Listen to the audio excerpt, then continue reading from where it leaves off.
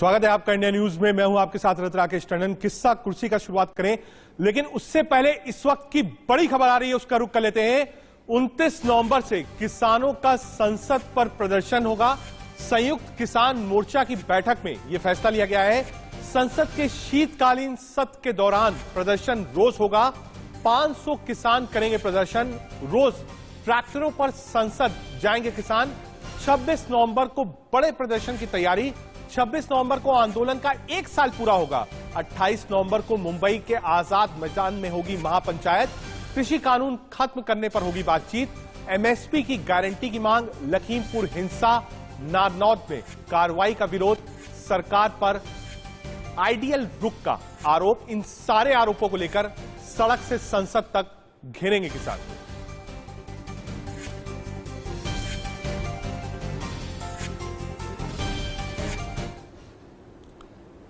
सीधे सोनीपत का रुख कर लेते हैं। हमारे साथ हमारे संवाददाता राम सिंह जुड़े हैं।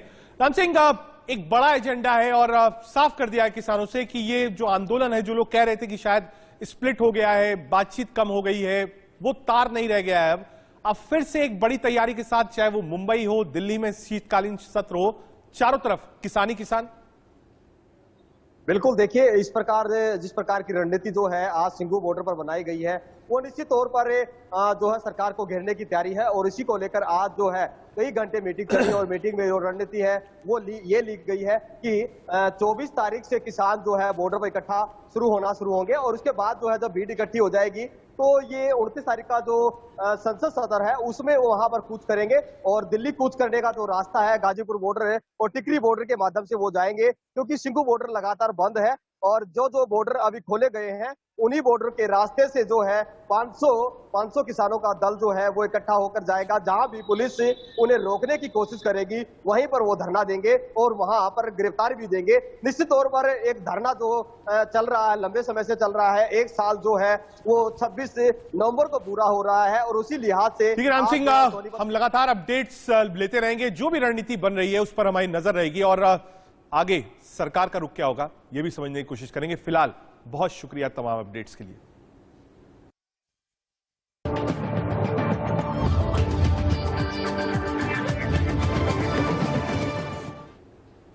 आपसे है, यूपी में चुनाव से पहले सियासी सरगर्मियां तेज हैं। यूपी में कमल खिलाने के मकसद से पीएम मोदी का मेगा दौरा शुरू होने जा रहा है, तो वहीं योगी आदित्यनाथ भी फॉर्म में है। वो विपक्ष पर वार कर रहे हैं तो वहीं विरोधी उन पर पलटवार कर रहे हैं। आज बीएसपी ने भी ऐलान कर दिया है कि वो किसी गठबंधन नहीं करेगी, लेकिन क्या ये हम आपको बताएंगे। साथ ही पंजाब में सिद्धू के दबाव में कैसे सरकार बैकफुट पर आ गई, इसकी भी हम आपको चर्चा करेंगे। और आज अखिलेश यादव ने कौन सा परफ्यूम लॉन्च किया ये भी आपको बताएंगे। लेकिन उससे पहले आज की राजनीतिक फटाफट खबरें देख लेते हैं। यूपी में पीएम मोदी के ताबड़तोड़ दौरे होने वाले हैं। 16 नवंबर से पीएम मोदी का यूपी में मेगा चुनाव कार्यक्रम है। 10 दिन के अंदर पीएम मोदी 3 बार यूपी जाएंगे। 16 नवंबर को पूर्वांचल एक्सप्रेस वे का उद्घाटन करेंगे। साथ ही सुल्तानपुर से पूर्वांचल एक्सप्रेस वे का भी उद्घाटन करेंगे। 340 किलोमीटर लंबा पूर्वांचल एक्सप्रेस वे जनता को सौंपेंगे। यूपी के सीएम योगी आदित्यनाथ ने शाहजहांपुर में रैली को संबोधित किया। इस दौरान उन्होंने विपक्ष पर निशाना साधा और कहा कि पहले दंगे होते थे लेकिन अब शांति से त्योहार मनाया जाता है।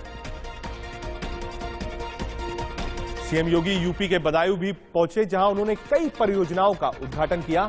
सीएम योगी ने 360 परियोजनाओं की सौगात बदायूं के लोगों को दी।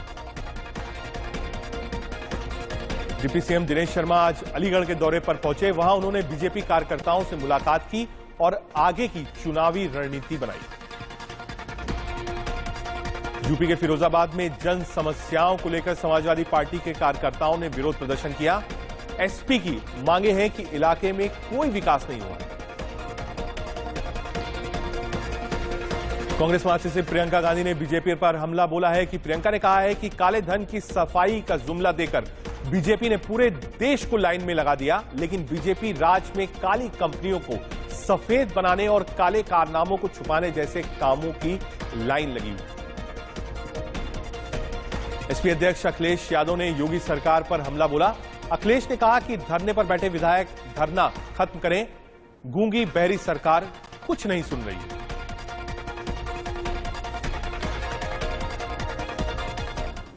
एक बड़ी खबर आ रही है, उसका रुख कर लेते हैं। पंजाब के सीएम चरणजीत सिंह चन्नी ने आखिरकार कांग्रेस प्रमुख नवजोत सिंह सिद्धू की मांग मान ली है। एडवोकेट जनरल एपीएस देओल को हटा दिया गया है। सीएम ने देओल के इस्तीफे को स्वीकार कर लिया है। जिस वक्त चन्नी प्रेस को संबोधित कर रहे थे, उस दौरान सिद्धू उनके बगल में बैठे थे। आपको बता दें कि एसपीएल देओल ने 1 नवंबर को पद से इस्तीफा दे दिया था, लेकिन सीएम चन्नी इसे शुरुआत में स्वीकार करने से इनकार कर दिया था। इसके बाद पंजाब कांग्रेस के कद्दावर नेता सिद्धू और उनके बीच तनातनी चली। बहरहाल अब सीएम ने देओल का इस्तीफा स्वीकार कर लिया।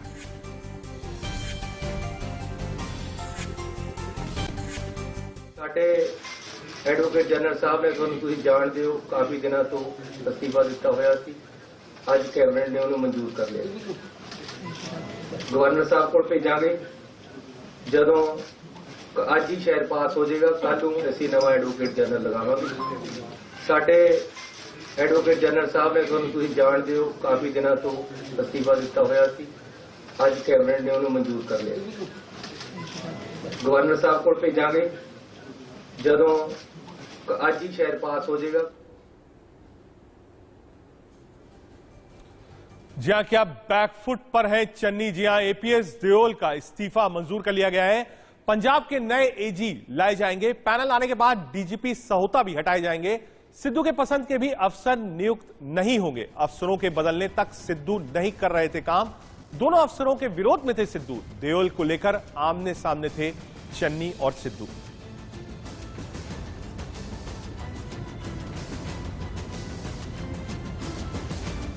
पंजाब प्रदेश कांग्रेस के प्रधान नवजोत सिंह सिद्धू आज सुबह डेरा बाबा नानक पहुंचे और भारत पाकिस्तान सीमा पर बने करतारपुर कॉरिडोर पर दूर से ही गुरुद्वारा श्री करतारपुर साहिब के दर्शन के लिए पहुंचे।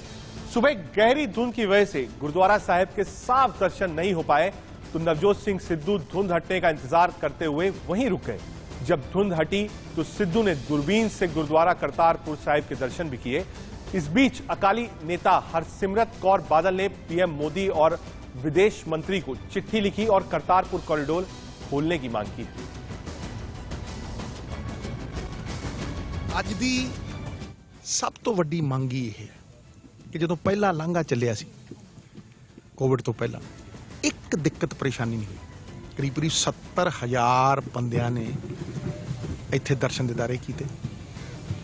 ਅਮਨ ਮਾਨ ਦਾ ਪ੍ਰਤੀਕ, आपसी भाईचारे का प्रतीक, पीपल टू पीपल कॉन्टैक्ट का प्रतीक, a corridor of infinite possibilities, असंख्य संभावनावां दा एक कॉरिडोर है।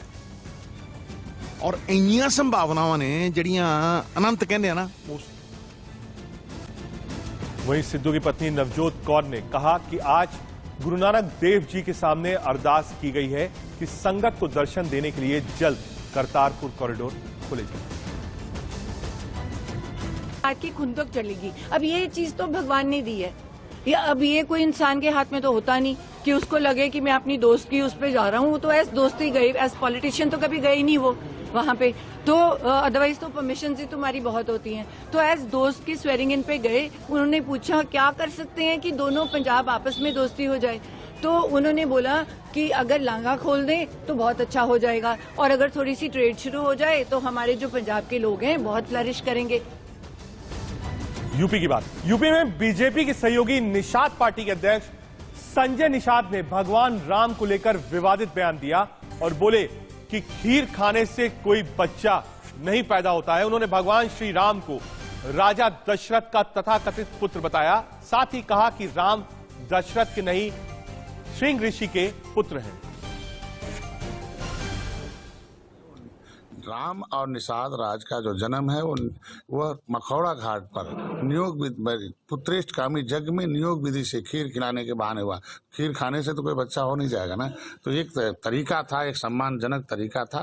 उससे कहते हैं कि दशरथ के वो तथाकथित पुत्र हैं, असली पुत्र वो श्रृंगी ऋषि निषाद के। राम को लेकर एक नई बहस छेड़ दी गई है। बीजेपी नेता और यूपी के आबकारी मंत्री राम नरेश अग्निहोत्री ने निशान के बयान की निंदा भी की। सुनिए। उनके बयान को कैसे देख रहे हैं? जो उनका बयान है, मैंने उनका बयान पढ़ा नहीं है, न मैंने देखा है किस परिप्रेक्ष्य में उन्होंने दिया है, लेकिन अगर दिया है तो वो ठीक नहीं है। राम तो हमारी आस्था के केंद्र है और इतिहास गवाह है कि राम अयोध्या में पैदा हुए थे, जन जन जानता है। और राम का अस्तित्व माने भारत का अस्तित्व, ये सब जानते। इसलिए राम कोई काल्पनिक नहीं है, राम हम जनजीवन का हिस्सा है, जन जन के वो हमारे आराध्य हैं। इसलिए राम के नाम पर कोई सियासत नहीं होनी चाहिए, कोई बात भी नहीं। सियासत तेज है। हालांकि जैसे ही विवाद बढ़ा, निषाद पार्टी के अध्यक्ष संजय निषाद ने अपने बयान से पलट गए। इंडिया न्यूज से बातचीत में उन्होंने कहा है कि मेरे बयान को तोड़ मरोड़ कर पेश किया गया। ऐसा बयान दे दिया कि भगवान राम जो है वो दशरथ के पुत्र ही नहीं थे। ये क्या बयान है डॉक्टर साहब? बयान तोड़ मरोड़ कर पेश किया गया है। और मैंने तो, मेरा समुदाय राम का आनंद भक्त रहा है, राम को गंगा पार उतारा है और राम ने पूरे देश को, दुनिया को पार उतार रहे हैं। उन्होंने हमारे निषाद समुदाय को एक पहचान दिया, निषाद राज की, जो आज के दिन में भारतीय जनता पार्टी के साथ रहकर इतना बड़ा मेरा समाज जो है ये मीडिया थोड़ा बहुत जब तोड़ मरोड़ के पेश करती है कि जिससे भेदभाव उत्पन्न हो जाए और फिर वही जो विरोधी ताकतें हैं, देश को बर्बाद करने वाली ताकतें हैं, वो आ जाए। मैं प्रभु राम का पहले भी हमारा समाज भक्त रहा, आज भी है।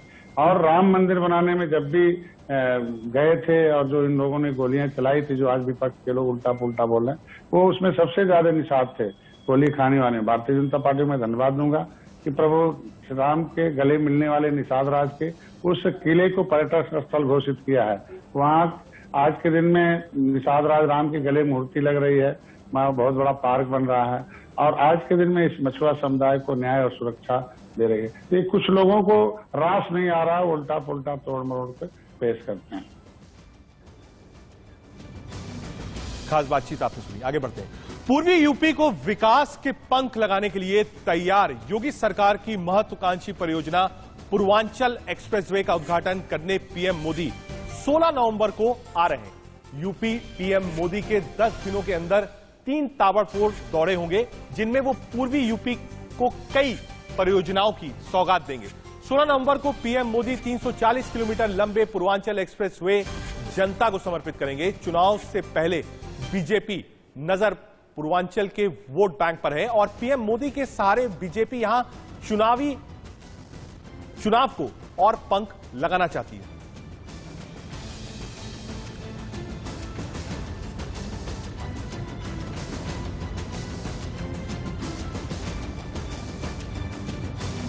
यूपी में डेवलपमेंट को लेकर क्या कहना है यूपी के कैबिनेट मंत्री सतीश महाना का, सुनिए। है कि जब भी कोई विकास की बातें होती है, सियासत चालू हो जाता है, चाहे जब आप विपक्ष में रहे हो या जो पार्टी आज विपक्ष में है। पूर्वांचल एक्सप्रेसवे को लेके जिससे ढेर सारी उम्मीदें खासकर उस पूर्वांचल के जनपदों के जिन पर पिछड़े होने का टैग लगा हुआ है। विपक्षी पार्टी आरोप लगा रही है कि जो मानक होना चाहिए वो मानक को सरकार पूरा नहीं की, इसलिए वो रोड, उनका दावा है, उनका कहना है कि रोड जो बनी है मानक के हिसाब से नहीं बनी है, वो आगरा एक्सप्रेसवे के हिसाब से तुलना कर रहे हैं। देखिए, आगरा एक्सप्रेसवे जो पिछली सरकार कहती है कि उसने बनवाया था, वो भी अधूरा था। पिछली सरकार को जाते जाते इस बात के लिए ज्यादा महत्व था कि किसका शिलान्यास कर दें और किसका लोकार्पण उद्घाटन कर दें। आगरा एक्सप्रेसवे भी हमारी सरकार आने के बाद पूरा, उसके ऊपर सर्विस लेन्स नहीं बनी थी। आगरा एक्सप्रेसवे के ऊपर पब्लिक एम्यूनिटीज हैं, टॉयलेट्स भी नहीं थे। आगरा एक्सप्रेसवे के ऊपर सुरक्षा के लिए जो पुलिस चौकियां की जरूरत थी वो भी नहीं थी। एसपी अध्यक्ष अखिलेश यादव ने आज समाजवादी परफ्यूम लॉन्च किया है। इस अवसर पर मौजूद सपा एमएलसी पुष्पराज जैन ने कहा कि इस परफ्यूम से 2022 में नफरत खत्म हो जाएगी। पुष्पराज जैन ने बताया कि इस इत्र को तैयार करने में 2 वैज्ञानिकों ने 4 महीने का समय लिया है। इसके निर्माण में कश्मीर से कन्याकुमारी तक 22 तरीके के प्राकृतिक इत्र का प्रयोग किया गया है। इसका प्रयोग करेंगे तो समाजवादी सुगंध महसूस हो। ये ट्रिपल इंजन की सरकार कानून व्यवस्था को ध्वस्त कर रही है। और हाल ही में फतेहगढ़ में क्या हुआ, जेल में ठोको नीति का परिणाम क्या हुआ? आज कौन किसको ठोक रहा है ये नहीं पता है। कैदियों ने जेलर, डिप्टी जेलर, पुलिस सबको ठोक दिया।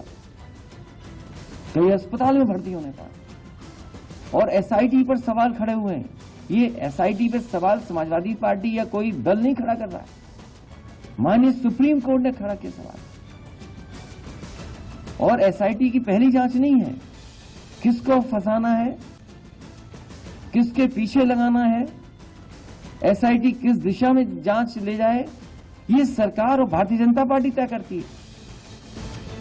5 राज्यों में चुनाव है, छोटी बड़ी हर खबर और विश्लेषण सिर्फ और सिर्फ इंडिया न्यूज के इस खास पेशकश किस्सा कुर्सी का में।